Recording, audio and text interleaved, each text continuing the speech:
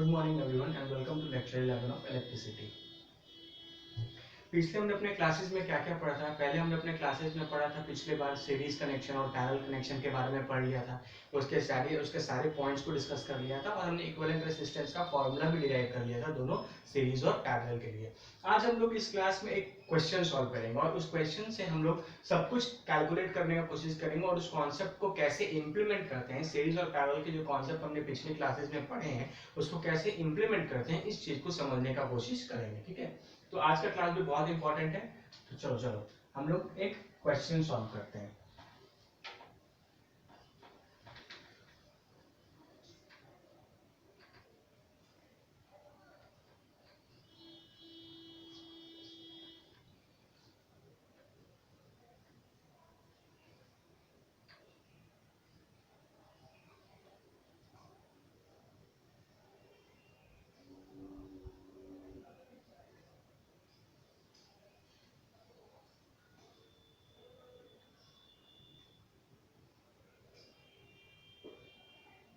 देख, मैंने यहाँ पर क्या किया, मैंने यहाँ पर तीन रेसिस्टर ड्रॉ किया। ठीक है, रेसिस्टर R1, रेसिस्टर R2 और रेसिस्टर R3 और ये तीनों रेसिस्टर एक बैटरी से कनेक्टेड हैं। ठीक है, तो मान लो मैंने यहाँ पे जो ये बैटरी लिया है, ये मान लो मैंने लिया 100 वोल्ट्स का। मतलब जो मेरा बैटरी है वो मेरा पोटेंशियल डिफरेंस कितना प्रोवाइड कर रहा है, बोलो 100 ओम्स। अब देखो यहाँ पर मैंने वैल्यूज कंसिडर की। यहाँ पर मैंने वैल्यूज कंसिडर किया। वैल्यू कैसे कंसिडर किया है, R1 का वैल्यू फॉर एग्जांपल मान लो मैंने तुम्हें 20 ओम दिया।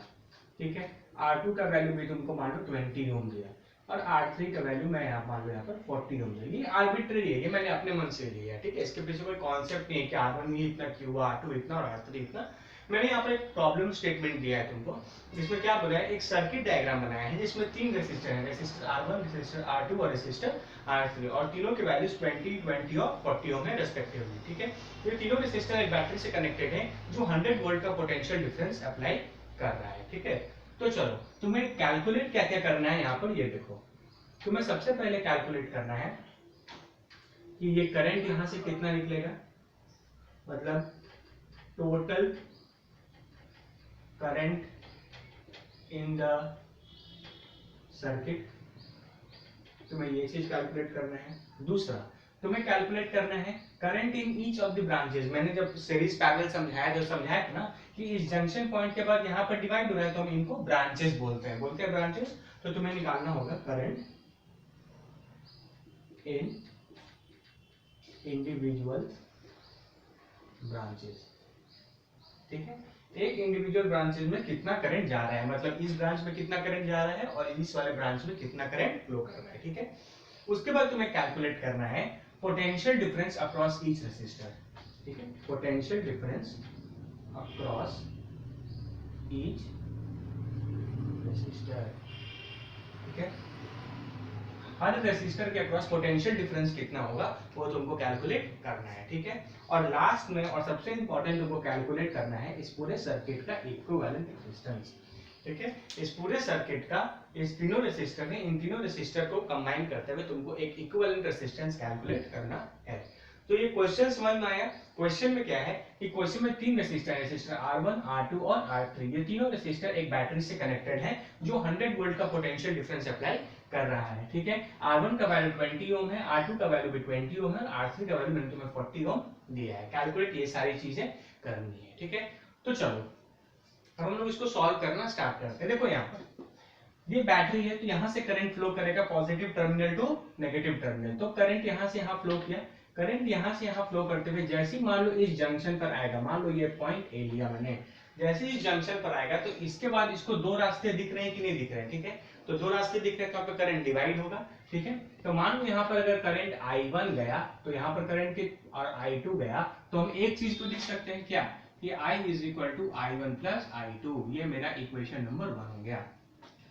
यहाँ पर किसी को डाउट है? नहीं, चलो ठीक है। अब देखो इस R3 को कितना करंट मिल रहा है, I1। ठीक है, अब देखो अब ये I2 करंट यहाँ से यहाँ फ्लो करेगा तो R1 और R2 दोनों में कितना करंट जाएगा, ये I2 जाएगा कि नहीं जाएगा। ठीक है, तो इस बात को भी हम यहाँ पर लिख लेते हैं कि मेरा रेसिस्टर R3 को कितना करंट मिल रहा है, बोलो I1, और मेरा रेसिस्टेंस R1 और R2 को कौन सा करंट मिल रहा है, I2।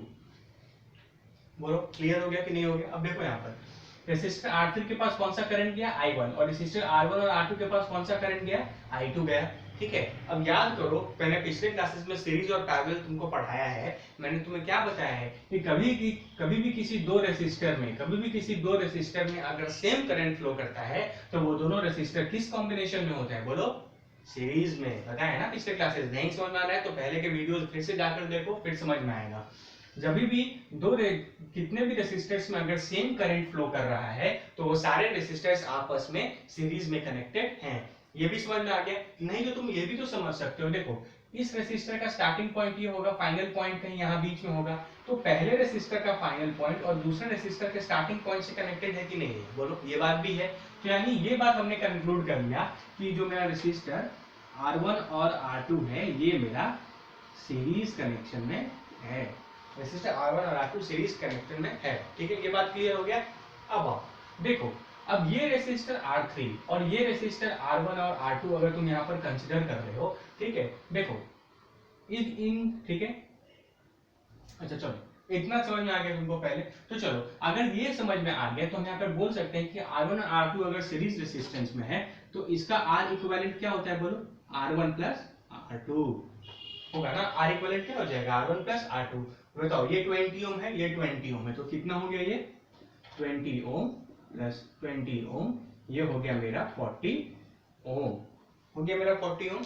मतलब इन दोनों रेसिस्टर की जगह हम एक रेसिस्टर लगा सकते हैं जिसका वैल्यू 40 ओम होगा। बताया था ना इक्विवेलेंट रेसिस्टेंस का क्या मतलब होता है? इक्विवेलेंट रेसिस्टेंस का मतलब होता है कि जो भी इसका वैल्यू आएगा वो एक रेसिस्टर ही सारे रेसिस्टर्स को रिप्लेस कर सकता है ना। तो इन दोनों रेसिस्टर की जगह हम यहाँ पर ये एक रेसिस्टर लगा सकते हैं। ठीक है, बोलो समझ में आया कि नहीं आया? तो अगर इस डायग्राम को मुझे फिर से ड्रॉ करना पड़ेगा तो हम यहाँ पर अब उस 2 ओम के 2 रेसिस्टर की जगह हम यहाँ पर एक ही रेसिस्टर दिखाएंगे। यहाँ मेरा बैटरी कनेक्टेड है। देखो ये हो गया मेरा अब 40 ओम का, ये मेरा ऑलरेडी 40 ओम यहाँ पर गिवन है। ठीक है, और ये बैटरी है 100 वोल्ट का। यहाँ तक क्लियर हुआ कि नहीं हुआ? बोलो बोलो यहाँ तक क्लियर हुआ कि नहीं हुआ? ठीक है, ये दोनों रेसिस्टर सीरीज में थे तो R equivalent equal to R1 plus R2, 20 ohm plus 20 ohm 40 ohm. मतलब हम इन दोनों रेसिस्टर की जगह एक रेसिस्टर 40 ओम का सर्किट में यहाँ पर लिख सकते हैं। ठीक है, अब आओ जब इतना हो गया तो अब हम लोग सोचेंगे इस रेसिस्टर और इस रेसिस्टर के बारे में। ठीक है, अब देखो ये रेसिस्टर है और ये रेसिस्टर, इसका स्टार्टिंग पॉइंट इस पॉइंट पर है ना, ये स्टार्टिंग पॉइंट है ना, और इस रेसिस्टर का ये मान लो फाइनल पॉइंट है। तो इस रेसिस्टर का भी तो स्टार्टिंग पॉइंट इसी पॉइंट पर कनेक्टेड है और इस रेसिस्टर का भी फाइनल पॉइंट तो इसी पॉइंट पर कनेक्टेड है। तो बताओ कैसा कनेक्शन है ये? बोलो पैरेलल कनेक्शन। पैरेलल कनेक्शन को आइडेंटिफाई करने का क्या तरीका बताए थे? 2 तरीके हैं ना, बहुत सारे तरीके हैं। देखो जहां पे भी करंट डिवाइड होने लगे, मतलब करंट डिवाइड होकर जाए तो पैरेलल कनेक्शन होता है ना। और रेसिस्टर्स की जो स्टार्टिंग पॉइंट और फाइनल पॉइंट होते हैं दोनों एक ही पॉइंट पर कनेक्टेड होते हैं। तो देखो यहाँ पर करंट डिवाइड होकर गया मतलब पैरेलल हो सकता है, और साथ ही में इन दोनों रेसिस्टर्स के स्टार्टिंग पॉइंट और फाइनल पॉइंट एक ही पॉइंट पर कनेक्टेड है। मतलब ये दोनों रेसिस्टर्स, ये 40 ओम वाला रेसिस्टर और ये 40 ओम वाला रेसिस्टर दोनों कैसे कनेक्टेड हैं आपस में? बोलो पैरेलल। नहीं समझ में आ रहा है तो पहले के लेक्चर्स जाकर अच्छे से देखो। ठीक है, इसका मतलब अब इस सर्किट का equivalent resistance 1/R equivalent equal to 1/R3 plus 1 ये जो रेसिस्टेंस, मान लो मैंने इसको R4 बोला, ठीक है, ये R4 बोला तो 1/R4 आ गया। ठीक है, तो 1/R3 कितना है? बोलो 40, ये भी है 1/40। सॉल्व करोगे क्या आएगा? 40 2 20 है ना, यानी 1/R इक्विवेलेंट आ गया 1/20। इसका मतलब कि R इक्विवेलेंट कितना है? बोलो 20 ओम। ठीक है, यहां तक समझ में आया कि नहीं आया? बोलो। ठीक है, R इक्विवेलेंट 20 ओम आ गया। मतलब अब इन दोनों रेसिस्टर के जगह, ध्यान से सुनना, अब इन दोनों रेसिस्टर के जगह हम एक रेसिस्टर लिख सकते हैं। अब इन दोनों रेसिस्टर की जगह हम एक ही रेसिस्टर लिख सकते हैं। ठीक है, तो क्या हो गया? एक रेसिस्टर हो गया और डायरेक्टली सिर्फ ये बैटरी से अब कनेक्टेड है, जिसका वैल्यू यहाँ पर 20 ओम है और ये बैटरी यहाँ पर 100 वोल्ट्स का है। यहाँ तक क्लियर आ गया कि नहीं, क्लियर हो गया कि नहीं हो गया? तो ये जो चौथा क्वेश्चन मैंने पूछा था यहाँ पर कि इक्विवेलेंट रेजिस्टेंस क्या होगा, है ना, बताओ इक्विवेलेंट रेजिस्टेंस क्या होगा, तो वो तुमने यहाँ पर कैलकुलेट कर लिया कि इन तीनों रेसिस्टर की जगह एक रेसिस्टर लगेगा कितने ओम का, बोलो 20 ओम का। मतलब इस पूरे सर्किट का जो इक्विवेलेंट रेजिस्टेंस आया वो कितना आया, 20 ओम का है ना। देखो इन दोनों को पहले ये दोनों को सीरीज में किया था तो ये आया था, फिर पता चला था कि ये वाला रेसिस्टर और ये वाला रेसिस्टर आपस में पैरेलल में है, तो फिर उन दोनों को सॉल्व किया, तो उन दोनों को सॉल्व करने के बाद मेरे पास 20 ओम का एक फाइनल रेजिस्टेंस आ गया। मतलब मैंने ये कैलकुलेट कर लिया कि मेरे सर्किट का जो पूरा इक्विवेलेंट रेजिस्टेंस है वो कितना है, बोलो 20 ओम आया। यहाँ तो किसी को प्रॉब्लम, नोट डाउन कर दो, ठीक है। चलो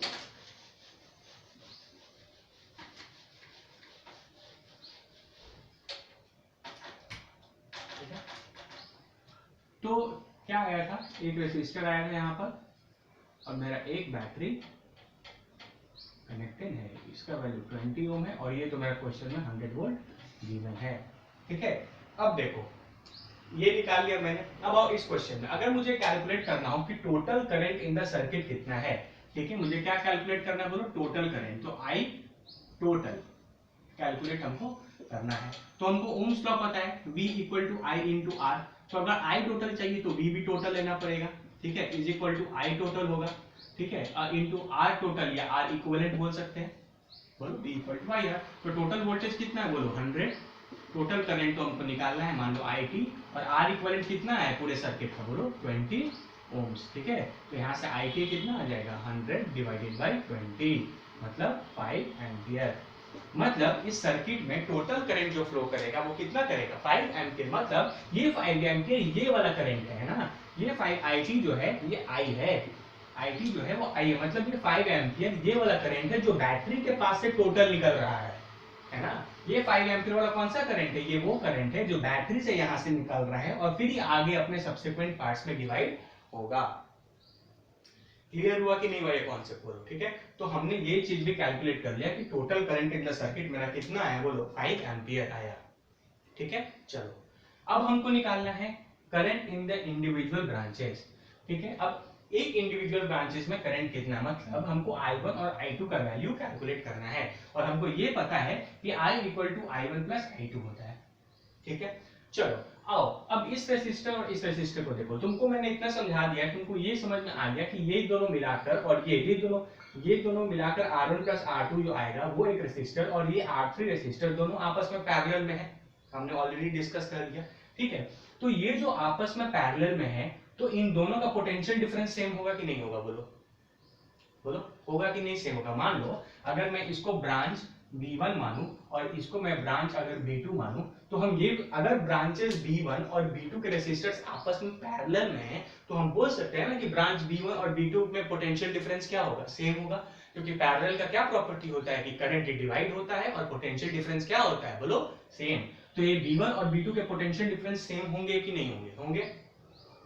मतलब हम यहाँ पे कंक्लूड कर सकते हैं कि resistor R3 and resistor R1 R2 R1 and R2 will have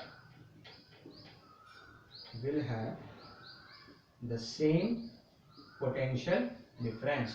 और मैंने ये भी बताया था कि जो सेम पोटेंशियल डिफरेंस तो होंगे लेकिन ये दोनों ये डिफरेंस किसके बराबर होगा, बोलो बैटरी के वोल्टेज के बराबर। तो is equal to V of battery, ठीक है। मेरे लेक्चर्स पिछले देख लेना, उसके बाद ही ये क्वेश्चन सॉल्व करना, ठीक है, तब तुम्हें ये सारी चीजें समझ में आएंगी। मैंने ये स्टेटमेंट लिखा है पिछले क्लासेस में, ठीक है।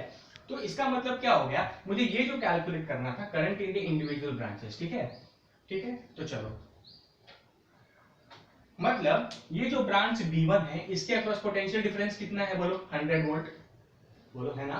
ये जो ब्रांच B1 है इसके अक्रॉस पोटेंशियल डिफरेंस कितना है, बोलो 100 वोल्ट, ठीक है। तो हम लिख सकते हैं potential difference across branch B1 या हम ब्रैकेट में रेसिस्टर R3 भी लिख सकते हैं, R3 इज इक्वल टू कितना है, बोलो 100 वोल्ट। दिख रहा है यहाँ पर ये ब्रांच B1 है, रेसिस्टर R3 है, तो पोटेंशियल डिफरेंस अक्रॉस B1 या resistor R3 equal to 100 volt आया, ठीक है। अब देखो क्योंकि ये और ये आपस में पैरेलल है तो हम ये भी बोल सकते हैं कि R1 और R2 के अक्रॉस भी पोटेंशियल डिफरेंस कितना होगा बोलो 100 वोल्ट का। तो potential difference across branch V2 या resistor R1 R2 is equal to also 100 volt. यहां तक कॉन्सेप्ट क्लियर हुआ कि नहीं हुआ? ठीक है, ये दोनों रेसिस्टर्स आपस में पैरेलल में हैं तो इन दोनों का पोटेंशियल डिफरेंस सेम होगा और वो किसके बराबर होगा? बैटरी के बराबर होगा। ठीक है, तो मैंने वही चीजें यहाँ पर स्टेटमेंट में लिख ली। ठीक है, नोट डाउन कर लो। ठीक है, चलो अब आगे बढ़ते हैं और इस क्वेश्चन को आगे सॉल्व करते हैं। ठीक है, ठीक है, इसका मतलब इस रेसिस्टर R3 के अक्रॉस पोटेंशियल डिफरेंस कितना होगा? मान लो हम V हो गया is equal to I into R3 और I कितना करंट जा रहा है इसमें? I1। तो पोटेंशियल डिफरेंस तो इस रेसिस्टर के अक्रॉस 100 वोल्ट ही है तो 100 इज इक्वल टू I1 का वैल्यू मुझे नहीं पता लेकिन R3 का वैल्यू तो मुझे पता है ना 40। इसका मतलब I1 का वैल्यू कितना हो जाएगा? 100 डिवाइडेड बाई 40 मतलब 2.5 एम्पियर। ठीक है, करंट का वैल्यू कितना आ गया? 2.5 एम्पियर। मतलब I1 कितना हो गया बोलो? 2.5। ठीक है, अब ये तुम्हें पता है कि I इज इक्वल टू क्या होता है? I1 plus I2। तो I कितना आया था? यहाँ से कितना निकला था? 5 एम्पियर। I1 कितना आ गया? 2.5 एम्पियर। तो प्लस I2 कितना हो, यानी I2 कितना हो जाएगा बोलो? 5 minus 2.5 is equal to 2.5 ampere. मतलब करंट इन इंडिविजुअल ब्रांचेस में मैंने कैलकुलेट कर लिया कि इस ब्रांच में मेरा करंट 2.5 गया, इस ब्रांचेस में मेरा 2.5 करंट गया। देखो अब ये दोनों के वैल्यू तुमको बराबर दिख रहे हैं, ये बस न्यूमेरिकल है, ये आ भी सकता था बराबर, ये नहीं भी आ सकता था। ये जरूरी नहीं है कि हमेशा ये बराबर ही आएगा, वो तो ऐसे न्यूमेरिकल डाटा मैंने यहाँ पर लिया है तो इस कारण ये बराबर आ रहे हैं। ठीक है, ये बराबर इसलिए भी आ रहे हैं क्योंकि तुम्हें पता होगा कि ये दोनों individual branches same resistance offer कर रहे हैं। मैंने बताया था पिछले क्लास में कि करंट डिवाइड तो होगा लेकिन इस I1 और I2 का मैग्नीट्यूड कितना होगा ये इस बात पे डिपेंड करता है कि ये पाथ और ये पाथ कितना रेजिस्टेंस ऑफर कर रहा है। तो देखो R3 तो 40 था ही और साथ में R1 और R2 20 था, तो 20 प्लस 20 मिलके ये भी तो 40 है। मतलब ये ब्रांच भी 40 ओम का रेजिस्टेंस ऑफर कर रहा था और ये वाला ब्रांच भी 40 ओम का रेजिस्टेंस ऑफर कर रहा था। तो देखे करंट भी दोनों में सेम गया कि नहीं गया। ठीक है, तो मैंने जो वहां पर स्टेटमेंट बताया था उसको मैंने यहाँ पर एक न्यूमेरिकल से प्रूव भी कर दिया। ठीक है, तो I equal to I1 plus I2। अब मेरे पास बस एक ही चीज बचा, पोटेंशियल डिफरेंस अक्रॉस। मैंने ये भी कैलकुलेट कर लिया, potential difference across each resistor. तो देखो सी पार्ट तो हमने ऑलरेडी कैलकुलेट करके रखा है। तो देखो potential difference across resistor R3 क्या होगा? 100 वोल्ट। ठीक है ना, तो पोटेंशियल डिफरेंस अक्रॉस R3 तो 100 वोल्ट ऑलरेडी है। ठीक है, और हमको ये भी पता है कि potential difference across R1 R2 ये भी 100 वोल्ट है। लेकिन अब R1 और R2 का कितना कितना है? ठीक है, तो देखो हमको पता है V equal to I R, तो अगर मान लो हमको V1 निकालना होगा, मतलब resistor potential difference of R1 अगर निकालना होगा तो हम V इक्वल टू आई और लिखेंगे। मान लो हम V1 इक्वल टू क्या लिखेंगे? इसमें कौन सा करंट दिया? I2 और रेसिस्टेंस कितना है R1 का बोलो? 20 ओम। ठीक है, तो I2 का वैल्यू कितना है? 2.5 इंटू 20, 2.5 इंटू 20 मतलब कितना आ गया बोलो? 50 वोल्ट। ठीक है, उसी तरीके से अगर इसके अलावा निकालना हो तो क्या निकलेंगे?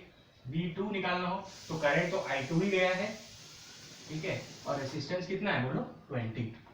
ठीक है, तो ये भी हो गया 50 वोल्ट, ये भी क्या हो गया? 50 वोल्ट। ठीक है, तो देखो 50 वोल्ट प्लस 50 वोल्ट मिलके 100 वोल्ट के बराबर हो गया, जो कि इस पैरेलल के बराबर है, जो कि पूरे बैटरी के बराबर है। ठीक है, याद करो मैंने सीरीज में बताया था ना कि करंट सेम जाता है लेकिन पोटेंशियल डिफरेंस ऐड अप हो जाता है। इसके अक्रॉस जो पोटेंशियल ड्रॉप होगा, इसके अक्रॉस जो पोटेंशियल ड्रॉप होगा, उस पूरे का सम इस बैटरी के बराबर होगा कि नहीं होगा? है ना, तो देखो इसके अक्रॉस कितना आया? 50, इसके अक्रॉस कितना आया? 50, दोनों को ऐड करोगे तो बैटरी के बराबर आया कि नहीं आया? ठीक है, तो देखो ये एक मैंने पूरा क्वेश्चन सॉल्व किया जिसमें मैंने तुमसे सारी चीज पूछ ली है। ठीक है, सारी चीजें पूछ ली है। इस क्वेश्चन को अच्छे से प्रैक्टिस करो और बहुत सारे क्वेश्चंस तुमको इसके रिगार्डिंग मिल जाएंगे और ये बहुत इंपॉर्टेंट टॉपिक है। हर बार तुम्हारे बोर्ड में कोई ना कोई क्वेश्चन इससे रिलेटेड जरूर आएगा। और भी क्वेश्चंस प्रैक्टिस करो, अगर कुछ दिक्कत है तो नीचे कमेंट करके पूछ लो, मैं तुम्हारे सारे डाउट्स क्लियर कर दूंगा। ठीक है। इसको अच्छे से नोट डाउन कर लो। Thank you.